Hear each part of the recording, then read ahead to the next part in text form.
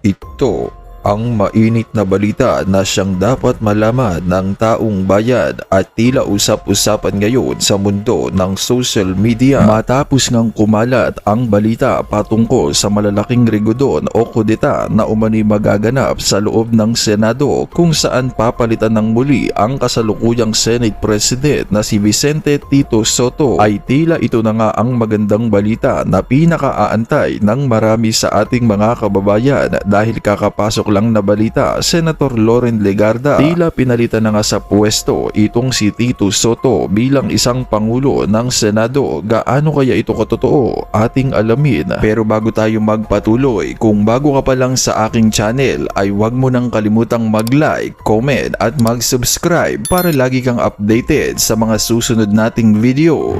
17 senador handa umanong sumuporta kay Senator Loren Legarda bilang bagong Senate President. Ayon umano sa mga source ng Bilyonaryo News Channel ay hindi bababa sa 17 senador ang inaasahang susuporta kay Loren Legarda sa kaniyang posibleng pagtakbo bilang bagong Senate President, isang hakbang na maaaring maging makasaysayan sa 24-member Senate. Batay sa ulat, lumiban umano itong si Legarda sa caucus na ipinatawag ng kasalukuyang Senate President Vicente Sotto. Sa gitna ng usap-usapang maaari siyang mapatalsik sa pwesto, isang source umano ang nagsabi na sa halip na dumalo sa caucus ay nakipagpulong pa itong si Legarda kay Senator Amy Marcos na siyang umano'y nag-alok sa kaniya ng suporta sa pagkuha ng liderato ng Senado kasama si Senator Alan Peter Cayetano. Dagdag pa rito, absent din naman umano sa majority meeting ang ilang senador na posibleng bahagi rin ng bagong alyansa na sina Senator Mark Villar, Camille Villar, Pia Cayetano at Senator Rapi Tulfo. Ang kanilang pagliban ay itinuturing ng ilang political observers bilang senyales ng posibleng realignment sa Senado. Kung tuluyang makakakuha ng 17 boto si Legarda, sapat na ito upang maagaw ang liderato mula kay Sotto at magbukas muli ang bagong yugto sa pamumuno ng Senado. Sa ngayon, wala pang opisyal na pahayag mula sa mga senador, ngunit patuloy na umiinit ang espekulasyon sa posibleng power shift na magaganap sa mataas na kapulungan. Kung kayo ang tatanungin, payag ba kayong ipalit na lamang si Senator Loren Legarda bilang bagong Senate President? Mag-comment lamang kayo sa ibaba ng video ito at para sa bupang detalye ng balita, narito't panoorin pa natin ang full video.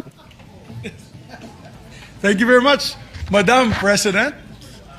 Madam President, nice to see you on the yes, session resumed already, right, Madam President? Yes, session is resumed. Thank you, Madam President. Madam President, I move that we adjourn session until 3 o'clock in the afternoon, Monday, February 9, 2026. I so move, Mr. President. Madam President. Any objections? I don't see the minority here, only the majority. This is also in cooperation with the minority. With the minority, They know that yes. we're going to adjourn early. No objections heard. Session is adjourned until Monday, 3 o'clock. February 9, 2026. Thank you very much, Madam President. Ito, basahin natin itong breaking news, pambihira. Si Pinky Lacson, iniwan na. Nagkaasulian na ng kandila. Ha? Pwede ba akong kumanta? And now, the end is near. And so, wag na po. Wala talaga sa tono. Pag-usapan na lang natin ito, ha? Basahin natin. Senator Panfiliping Lacson, Chairperson, Committee on Accountability. Accountability ba yan? Puro harang lang yan eh. Puro harang lang yan si Lacson. Committee on Accountability of Public Officers and Investigations. May investigasyon bang ginagawa ito si Pinky Lacson? Wala naman. Puro lang naman. Proteksyon. Hindi investigasyon yung ginagawa nito si Pinky Lacson. Proteksyon. Pinoproteksyonan lang si Dear Senate President Pinky Lacson, we understand that there are still additions or amendments to the draft committee report of the Committee on Accountability of Public Officers and Investigations on the issues of corruption. Basahin nyo na lang yan. Merong addition daw. Sa madaling salita, si Subiri, si JB Ejercito at saka si Win Gatchalian, binawi yung pirma. In this regard, the undersigned would like to withdraw our signatures to the earlier draft presented to us until a final committee report has been prepared and to give us more time to study the final committee report. So hindi sila makapag-submit ng final committee report. Alam nyo kung bakit? Ha? Kasi kalokohan itong mga nakalagay dyan. Ang kakasuhan nila, si Chis Escudero, si Jinggoy, at saka si Villanueva, apaka-traidor nitong si Ping Lacson talaga. Ang karamihan, ang nagnanakaw, ang mga kontraktor nasa Kamara, nasa lower house, mga congressman. Itunuturo na nga si Saldico, si Tambaluslos, at saka si Bongbong Marcos. Bakit ang gusto mong kasuhan yung mga kasamahan mo na mga senador? Pati yung dating senador na si Bong Revilla. Ang gago nitong si Pinky Lacson talaga. Parang bakla, no? I mean, traidor. Usually yan, nagtatanggulan, kayo magkakasama sa Senate. Yung iba magkakasama sa Congress, sa lower house, mga congressman. Ito si Pinky Lacson, wala.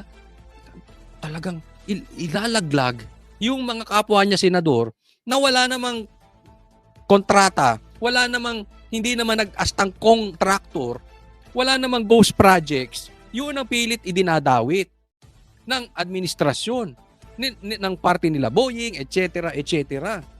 Ito naman, si Lacson sang-ayon. Di ba? Wala ding paninindigan, bakla talaga eh. Hindi, sorry hindi ko sinasabi yung mga bakla, pero yan kasi, yan ang tawag dyan. Imbis na panindigan niya, teka muna, bakit puro mga senador ang gusto nyong kasuhan? Hindi yung congressman, dapat ganun nanindigan siya. Hindi na nga siya nanindigan, nagpapagamit pa siya. O ayan, binawi ang pirma. Malapit ka na. Kayong dalawa ni Tito Soto. Ha? Malapit na kayong dalawa ni Mal. Bumibingo na kayo. Ginagago nyo ang Senado. Ginagago ninyo ang Blue Ribbon. Binababoy nyo ang taong bayan. Ni investigasyon sa mga congressman. Wala. Mga investigasyon doon sa itinuturong mastermind. Wala. Tapos yung iba, ipakukulong nyo? Anong naknak ng kalokohan yan? Hindi mo kailangan maging grade 3 para malaman mong lokohan tong nangyayari. Di ba?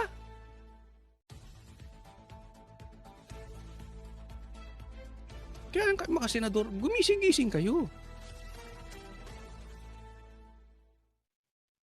Tapos magrereklamo siya dun sa minority report na ginawa ni Amy tsaka ni Marcoleta. Yun naman ang talagang nangyari. Ang minority, ang report na gustong gawin nito si Lacson, ilaglag yung mga kapwa niya senador. Di ba? Ito'y parang sulian ng kandila. Teka muna, ano tayo dyan? Kayo mga senador, hindi ba kayo gagalaw?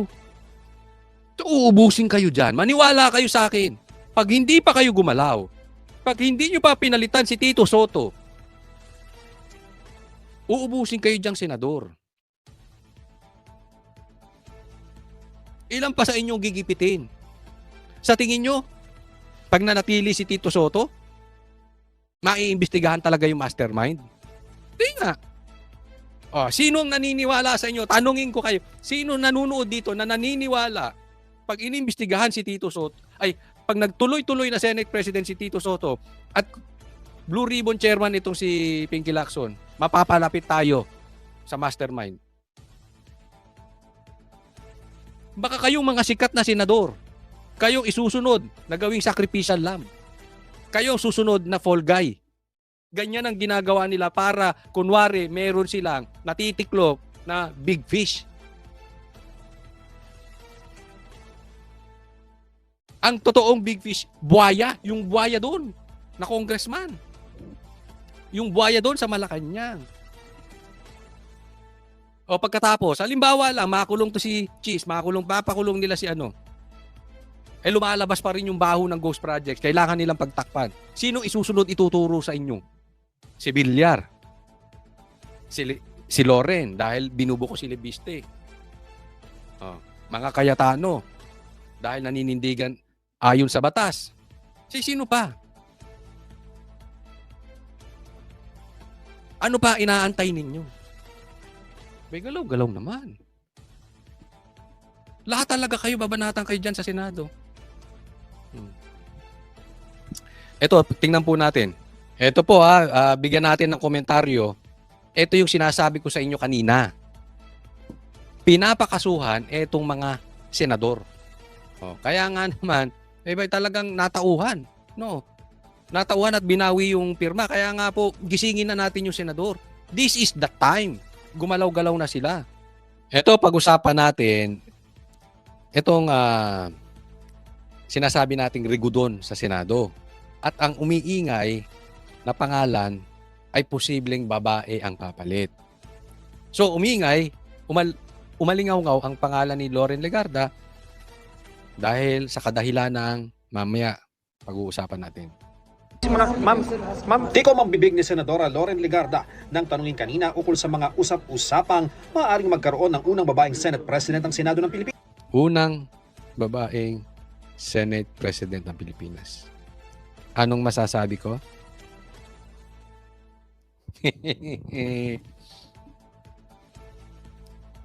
Abang-abang.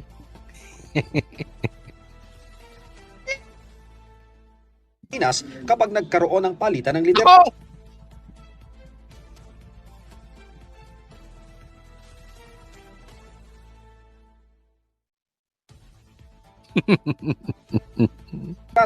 Ma'am, may sinasabi po na kayo daw yung magiging next na SP na babae po. Ano po Ako, Senate President. Naku, ito si Senate President Loren Legarda. masasabi niyo doon, ma'am? May meeting Nang pigain kung meron bang kumakausap sa kanya, ang sagot ng senadora. Ang daming kumakausap sa akin araw-araw. Pag-isipan ko yung tira ko kasi nabasa ko yung news. So sa madaling salita, yung tinatanong na kinakausap daw si Loren Legarda na siya maging Senate President, yung mga rigo doon, hindi niya tinanggi, hindi niya rin inamin. Tanungin natin si Tito Soto. Madaming alum to eh. Ay, sorry. Address him with respect. Tanungin natin si Attorney Soto. Graduate from One Ball University Law School. Ang bihira. Law school pala yung One Ball. Sige, pasok, attorney. Senate President Tito Soto, sinabing nakausap niya si Senadora Legarda at sinabi raw sa kanya na inalok nga itong maging Senate President. Pero ayaw ng idetalye ng pinuno ng Senado ang napag-usapan nila. Ngayon, so sinabi ni Tito Soto, inalok daw si Loren Legarda maging Senate President. Si Loren Legarda hindi na amin. Si Mr. No, ay sorry naman. Sorry. Si Attorney Know It All. Tito Soto, alam niya, kinausap daw si Loren Legarda. Ang pinakamahalaga raw. Pinakamaganda, sinabi niya hindi siya interesado. Yan lang masasabi ko. Hindi raw interesado si Legarda. Pag napalitan ka, ako unang tatawa sa'yo. Buong vlog ko 1 oras, puro tawa lang ng tawa. Niloloko mo taong bayan. Wala kang alam? Ano, niloloko mo taong bayan? Wala kang alam? Oo, talagang wala siyang alam. Loko-loko siya. Hindi mo alam? Nakakatawa ka, Tito Soto, hindi mo alam. May intel kayo, di ba? Si Attorney Know It All, hindi alam? Niloloko mo ba taong bayan? Hindi daw niya alam na ano. So sa madaling salita, si Tito Soto, ang sabi, hindi raw pumayag si Loren Legarda. Teka muna, may tanong ako. Tanong lang to Hindi kaya si Loren Legarda ang lumapit? May pag-usapan natin. Hindi kaya si Loren Legarda ang lumapit sa minority para i-convincein sila na suportahan si Loren Legarda para siya maging Senate President. Mamaya pag-usapan natin yan. Tutuloy natin yan. Sa isang post, kinuligsa ni Senate President Pro Tempore Ping Lacson ang anyay malisyosong naratibo na nag-uugnay kay Senadora Legarda sa umano'y tangkang pagpapalit ng liderato sa Senado. Ani Lacson, ang hakbang para mahikayat si Legarda sa pagpapalit ng liderato ay nabigo at ang mga nasa likod daw nito ay nagkakalat ng kasinungalingan na nagboluntaryo mo ng senadora para tulungan silang makakuha ng suporta. Sino nga ba ang pasimuno ng pagbabago ng liderato sa Senado? Minority. Minority. Nakas minority. Si Attorney Know It All. So, may kumakalat daw na si Loren Legarda ay lumapit sa minority para kumbinsihin sila na siya ay ano. Ang sabi na siya ay suportahan para palitan si Tito Sotto bilang Senate President. Ang sabi naman ni Pinky Lacson, fake news. Hindi totoo. O sino daw ang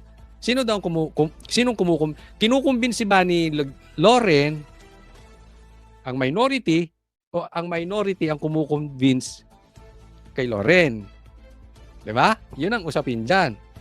Ang sabi nila fake news, ang sabi ni Tito Sotto minority ang kumausap kay Loren. Pero alam nyo, anong sa tingin nyo ang totoo? Ano ang sa tingin niyo? Lagay niyo sa comment section. Bago natin ituloy, lagay niyo sa comment section ha. Huwag niyo rin kalimutang i-like yung video at mag-subscribe. Mamaya sasabihin ko kung anong alam ko. Baka nakachamba. Sa kasalukuyan, 15 senador ang miyembro ng majority bloc. Yan, teka muna ha. Okay, pag-usapan natin dyan.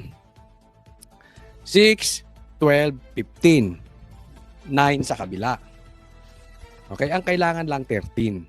9 ang minority para sila na maging majority at mapapalitan na nila itong attorney tuta na ito. Yung cancer na si Tito Sotto at saka itong cancer na Ping Lacson ng Senado. So 9 sila, kailangan lang may lumipat na 4, sila magiging 13 at magiging 11 itong majority. So sino pwedeng lumipat dito? Si Win, hindi natin alam. Si Bam, malabo yan. Sip-sip yan. Kasi nanalo lang yan si Bam dahil kay Garcia. Di umano. So magbabayad utang yan. Si Pia? Pwede. Pwede. Pwede. Kiko Pangilinan, malabo yan. So may isa na tayong lilipat. Posible lang ha. Posibilidad. Kiko, malabo yan. Nagbabayad din ng utang. Hindi po ito nanalo sa election. Di umano. Nanalo to dahil kay Garcia. Di umano. So magbabayad utang yan sa administrasyon. Risa, malabo lalo yan. Tanim witness daw to eh. Di umano. Alam naman natin karakas ni Risa. Baka sa bundok gusto niya. Lito Lapid, hindi natin alam. Si Lito Lapid naman kung saan ang Agos dyan lang yan. So hayaan na natin yan. Loren Legarda, posible. Tandaan po natin, maraming humahabol dun sa anak niya. And she needs to stay in a powerful group. So kung saan tingin niya may makaka-have advantage dyan yan. Of course, to protect her son. So posible dalawa. JBLs ito, posible din yan pero 50-50. Mark Villar at Camille Villar, ito po ang malaking bagay. Kasi tinatakot to. Sinasampahan ng kung ano-anong kaso. Kaya kailangan tulungan nyo rin kami, kalampagin natin ng Villar. Ay, Villar! Huwag kayong duwag. Ganon. Lumipat kayo. Kasi kung lumipat yan dalawang yan, Mark Villar at Camille Villar, 4 na. Hindi na mabababoy ang Senado. Hindi na mabababoy ang Blue Ribbon Investigation. Nagigets po nyo? 4 na yon. Raffy Tulfo, wala talaga yan. Raffy and Erwin. Ito si Erwin, nagbabayad utang din yan kasi siyempre, meron niyang kaso. Okay, alam naman natin yung citizenship niyan. Si Raffy, may ayaw nito sa Duterte. So, alam na natin yan. Si Mix, 50-50, no? So, very important, meron tayong 4. Ang tanong kung maninindigan tong 2 Villar. Andyan yun eh. Andyan ang niyan. Tuloy natin. Kabilang dyan si Legarda. Siyam naman ang miyembro ng minorya. Okay, ito naman yung minority. Ayan, solid yan. Okay? Ang sinasabi nga ni Tito Sotto, may posible pang lumipat sa kanila. Sino lilipat sa inyo? Marcoleta?